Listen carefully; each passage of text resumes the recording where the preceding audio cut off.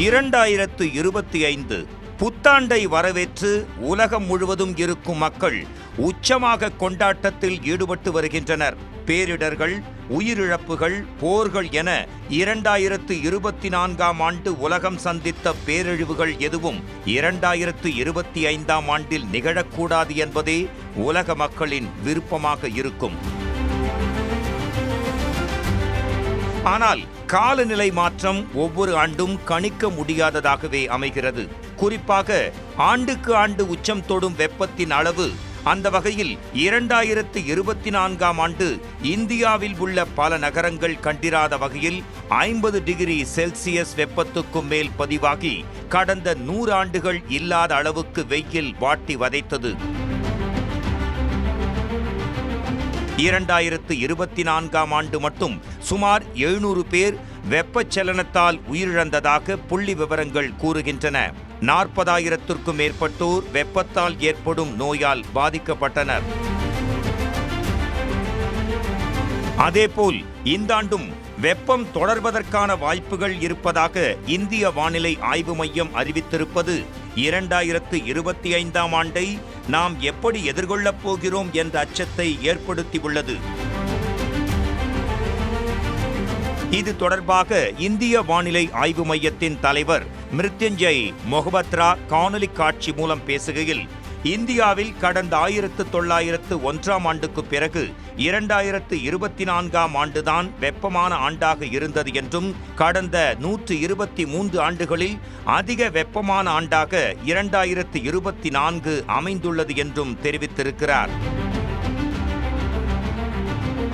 அதே போலவே 2024ஆம் ஆண்டில் இந்தியா முழுவதும் சராசரியாக தரைக்காற்றின் வெப்பநிலை என்பது நீண்ட கால சராசரியை விட அதிகமாக பதிவானதாகவும், இது கடந்த 1901, 2020 காலகட்டத்தில் பதிவானதை விட 0.65 டிகிரி செல்சியஸ் அதிகமாக இருந்தது என்றும் இந்திய வானிலை ஆய்வு மையம் அறிவித்துள்ளது.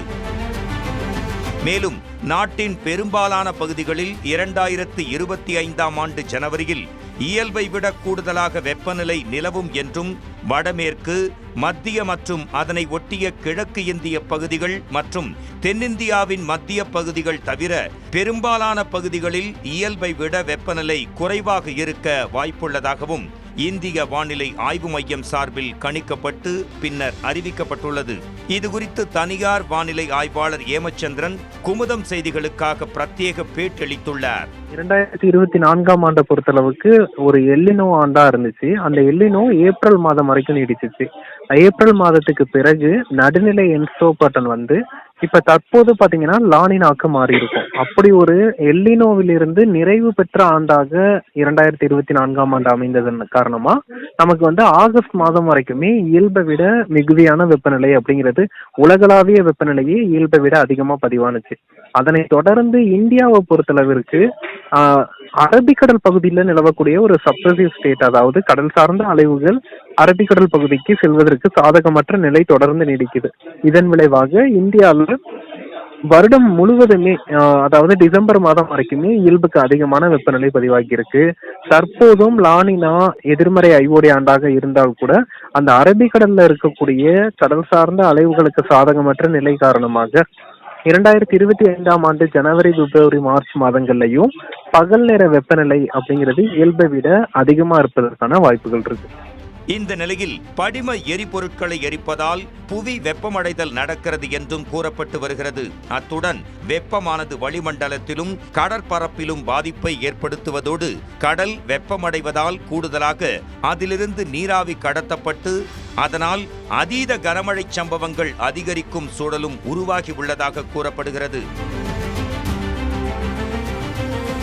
ஏற்கனவே ஐரோப்பாவின் காலநிலை கணிப்பு அமைப்பான கோப்பர்னிக்கஸ் 2024ஆம் ஆண்டுதான் உலக வரலாற்றிலேயே மிக வெப்பமான ஆண்டு என்று கூறியிருந்தது குறிப்பிடத்தக்கது.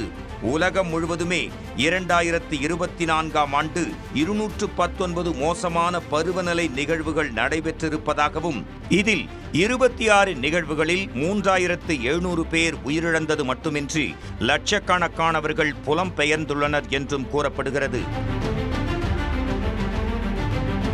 இந்த நிலையில் அதீத வெப்பம், பஞ்சம், புயல்கள், அதீத மழை ஆகியவற்றுக்கு காலநிலை மாற்றமே காரணம் என்று சொல்லப்படும் நிலையில் இந்த நிலை மேலும் மோசமடையும் வாய்ப்புகளும் இருப்பதாக எச்சரிக்கைகள் விடுக்கப்பட்டுள்ளன.